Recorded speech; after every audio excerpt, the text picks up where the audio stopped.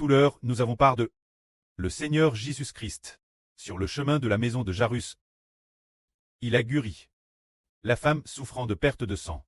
Parce que cette femme, envers le Seigneur Jésus-Christ, avait beaucoup de foi, car elle disait, si seulement je touche ses vêtements, je serai guéri. Si seulement je touche ses vêtements, je serai guéri. Dès qu'elle la touche immédiatement, sa maladie a été instantanément guérie.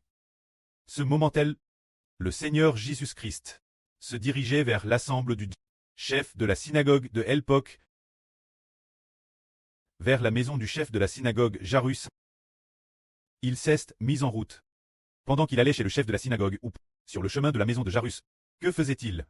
Car la petite fille de Jairus était gravement malade. Sur le point de mourir. L'article de la mort. Beaucoup de gens sont venus dans la maison de Jairus pour pleurer cette petite fille. Jairus a couru chercher le Seigneur Jésus. Ce moment-là, le Seigneur en chemin vers la maison de Jairus. Sur la route, alors qu'il allait guérir la petite fille de Jairus, quelqu'un est accouru et est venu dire Jairus, Jairus, Jairus, ce n'est plus la peine de dranger le mâtre, car ta petite fille est morte. Ce moment-là, Jairus a été triste, extrêmement affligé. Il a appris que sa propre fille de 12 ans, sa petite fille était morte. Il était extrêmement affligé. Il gardait pourtant un petit espoir. Ce petit espoir était d'après que le Seigneur Jésus-Christ, en arrivant chez Jairus, la petite fille de Jairus, ne soit pas encore morte. Mais maintenant, alors que le Seigneur n'est pas encore arrive chez Jairus, il a de nouveau appris que la petite fille de Jairus était morte. Jairus était extrêmement affligé et la personne qui est venue apporter la nouvelle. Jairus a aussi dit, ce n'est plus la peine de dranger le mâtre, ce qui signifie, ce n'est plus la peine de dranger notre Seigneur Jésus, car la petite fille de Jairus était morte. Il pensait que, si la petite fille était encore en vie, alors le Seigneur Jésus pourrait la guérir. Mais puisque la petite fille était morte, alors, faire venir un médecin, faire venir notre Seigneur Jésus, pour guérir cette petite fille, c'était impossible. Parce qu'elle était morte.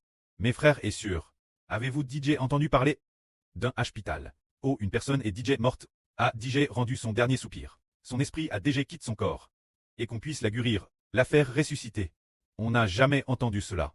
Peut-être que certains hôpitaux disent, cette personne était morte, et elle est ressuscite. Il semble que cette personne n'était pas vraiment morte. Il se peut que son esprit soit encore l'intérieur, et qu'elle soit simplement l'agonie, mais cependant, le Seigneur Jésus-Christ. Mais la fille de Jairus était vraiment morte. Elle ne respirait plus. Ce moment-là, nous nous demandions si le Seigneur Jésus-Christ pourrait guérir la fille de Jairus. Le Seigneur dit Jairus, ne crains pas, crois seulement, et ta fille sera sauve. Mais Jairus dit, Seigneur, mais ma foi est insuffisante. Comment Jairus pourrait-il avoir assez de foi? Il a appris que sa fille était morte. Comment Jairus pourrait-il avoir une foi encore plus grande? Le Seigneur dit, ne crains pas, crois seulement, ta fille sera guérie. Mais Jairus dit, Seigneur, j'ai de la foi, mais ma foi est insuffisante. La foi qu'avait Jairus signifiait, si ma fille n'était pas morte, j'aurais la foi de croire que notre Seigneur Jésus pouvait la guérir. Mais maintenant, que ma fille est morte, ma foi est insuffisante. Alors le Seigneur consola Jairus puis les mena avec lui sur le chemin de sa maison. Finalement, ils arrivent la maison de Jairus. Dans la maison, il y avait de nombreux invités. Ils se frappaient la poitrine et pleuraient, pleurant la perte de cette, autrefois si pleine de vie, petite fille. Cette petite fille était d'ici de eux. Tout le monde pleurait. Certains jouaient de la FTE, d'autres se lamentaient. Ce moment-là, le Seigneur entra et leur dit, rassurez-vous, la petite fille n'est pas morte, elle dort seulement. Le Seigneur Jésus dit, la petite fille n'est pas morte, elle dort seulement. Les gens de l'époque, en entendant ces paroles, se moquent tous de lui, notre Seigneur. Il disait, quel genre d'homme est-ce donc? Alors que la petite fille est bel et bien morte, il ose dire qu'elle ne fait que dormir. Beaucoup de gens bavardaient, mais le Seigneur renvoya tous. Les invités venus chez Jairus, il les fit sortir et ne les laissa pas rester. Ce moment-là, le Seigneur ferma la porte de la maison. Prit avec lui Jairus, la femme de Jairus, et 3 de ses disciples. Ces 3 disciples étaient Pierre, Jean et Jacques. Ils entrent dans la chambre de la fillette. Ce moment-là, la fillette était tranquillement allonge sur le lit. Car elle venait de rendre LME. Elle ne respirait plus. Alors frère et sœurs, en voyant cela, que va faire le Seigneur Jésus-Christ? Le Seigneur va-t-il permettre la fille de Jairus de revenir la vie? Le Seigneur a dit ainsi. La jeune fille, je te le dis, élève-toi. Et ce moment-là, la jeune fille a ouvert les yeux et cesse l'œuvre de son lit. Alors Jairus et sa femme ont vu de leurs propres yeux cette jeune fille ressuscitée d'entre les morts.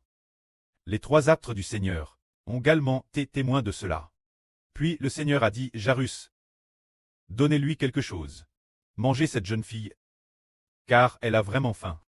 C'est ainsi que le Seigneur a encore ordonné Jairus ne dis surtout pas ce que j'ai fait, qui que ce soit.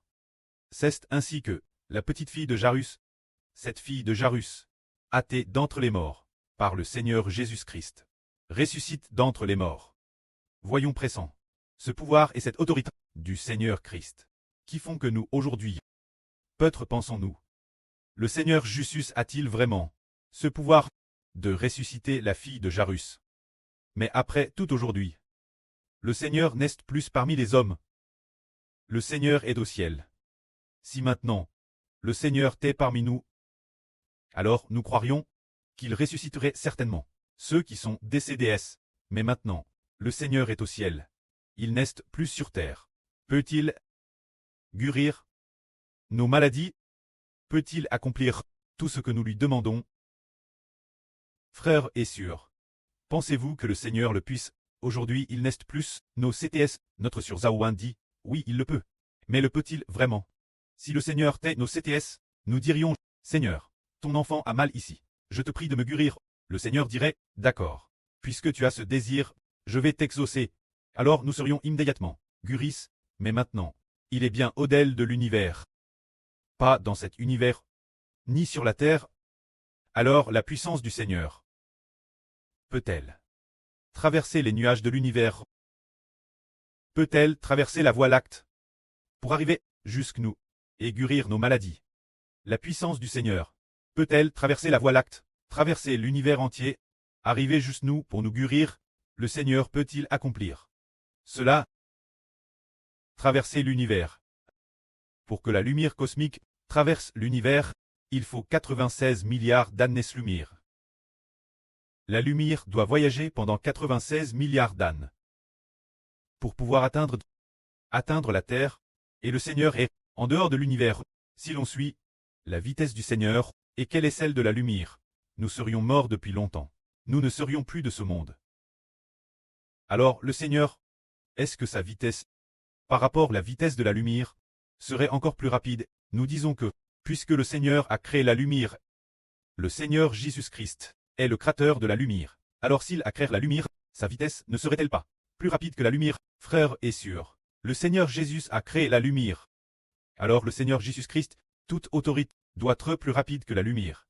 Alors nous disons, la pense, par exemple, en ce moment nous sommes en train de penser notre pré-clest, penser notre Seigneur. Nous disons, pré-clest, ton enfant te regrette tellement. Alors la vitesse de notre pense, dès qu'on y pense, arrive instantanément, auprès du pré-clest. Et la pense est aussi créée par Dieu. C'est aussi le pré-clest et le Seigneur, qui ont créé la pense humaine. Ainsi parlant, frère Eschbert, pour dire la vraie, notre connaissance du Seigneur ne peut pas se limiter seulement la Bible. Elle doit aller bien au-delà de la Bible, parce que nous comprenons que le Seigneur Jésus-Christ est au-delà de l'univers. Si nous pensons lui dans nos cœurs, le sait-il? Il le sait. Il nous console immédiatement. Si nous avons des soucis, toutes sortes de maladies, toutes sortes de douleurs, le Seigneur le sait aussi. Si nous demandons au nom du Seigneur Christ, le Seigneur nous guérira sûrement. Parce que nous avons sur nous beaucoup de beaux témoignages. Frère Eschbert a raconté un beau témoignage qui est celui de frère Eschbert. traduisant la Bible. Un magnifique témoignage. Nous savons que, auparavant, la Bible que nous lisions s'appelait la version Union. Se dire la Bible utilise par le protestantisme la version Union. Et cette version Union a été traduite il y a 100 ans. Lors de cette traduction il y a 100 ans, au total, cela a pris plus de 30 ans. Il y avait plus de 100 personnes travaillant ensemble pour traduire ces 66 livres de la Bible. Plus de 100 personnes iront consacrer plus de 30 ans avant de réussir la traduction, la traduisant en Nouveau et Ancien Testament. Mais ce moment tel, frère Eschber, pousse par l'esprit du prêt, devait traduire la Bible, parce que le prêt, en l'espace de 3 jours, lui a donné 2 rêves, un RVE le premier jour, et un autre RVE le 3e jour, lui disant de traduire la Bible. Frère Eschber citait un peu, s'inquiétait un peu, surtout après avoir vu sur Internet qu'il est dit que la Bible a mis plus de 30 ans très traduite par plus de 100 confessions et pasteurs, et qu'il y avait aussi d'étrangers. Les pasteurs se réunissent pour traduire. Dès que Iber a vu ces donnes, il a voulu faire marche arrière, disant tant de personnes pour achever la traduction. Mais eux comprennent tous l'anglais, comprennent les langues trangres, comprennent l'hébreu. Ils comprennent tous ces langues. Le frère Iber ne comprend pas ces langues, et n'est pas non plus pasteur, et n'a pas ce don. Alors il était un peu inquiet. Mais il se rappelle les 2 rêves de son preux, disant que Iber a la capacité de traduire la Bible, surtout. Ce matin, il a rêvé d'une femme religieuse, tenant une Bible chrétienne, débattant avec Iber, débattant dans le RVE. Finalement, dans le RVE, elle a dit « L'homme ne peut pas atteindre le royaume des cieux ». Iber a dit « Le Seigneur Jésus-Christ a dit qu'il faut s'efforcer d'entrer dans le royaume des cieux. Comment peux-tu parler ainsi ?» En contredisant la volonté du Seigneur, le Seigneur a dit « Frappez continuellement, et l'on vous ouvrira. Une personne indrule comme toi ne pourra certainement pas l'atteindre, mais ceux qui croient pourront l'atteindre.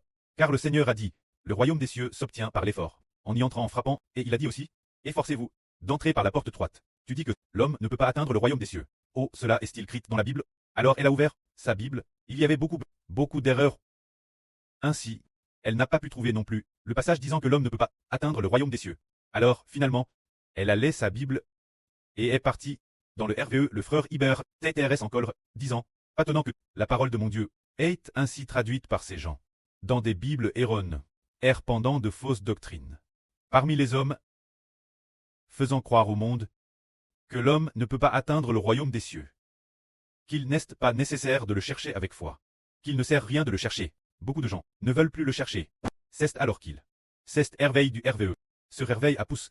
Iber dire « Je dois avoir la foi, bien que la Bible Union Version ait mis 30 ans, trade entièrement traduite, et qu'il ait fallu plus de 100 pasteurs pour réussir cette traduction, et que ces pasteurs étaient tous terrestres rudis, avec toutes sortes de bagages linguistiques, bien que je ne connaisse pas les langues trangres, mais par la foi en notre pré-cleste, et au Seigneur Jésus-Christ. Elle sera traduite avec succès. Alors, lorsqu'il a décidé de traduire, il a touché la Bible et l'a ouverte. En feuilletant au hasard, la Bible, je suis tombé sur un passage du livre de Zacharie, qui disait que cette parole s'adressait Zorobabel, ce n'est ni par la force, ni par la puissance, mais c'est par mon esprit. Héber a dit, pour traduire la Bible, ce n'est pas une question de force, ni de puissance, mais c'est en comptant sur l'esprit que cela se fait. C'est ainsi que le frère Héber, en seulement 3 ans et demi, l'a traduite en ce qui est notre actuelle sainte montagne de Sion. Ils ont mis 30 ans, mais le frère Héber n'a mis que 3 ans et demi pour la finir. C'était terminé. Il était plus de 100 personnes, alors que le frère Héber était tout seul. Bien sûr, il y avait aussi le frère Rehoboth, qui aidait le frère Héber vérifier, et c'est ainsi que cela s'achève. Alors par la foi, tout est possible. Et aujourd'hui, nous bâtissons le temple, également par la foi, pour recevoir de merveilleuses bénédictions. Que la gloire soit auprès et au Seigneur. Amen.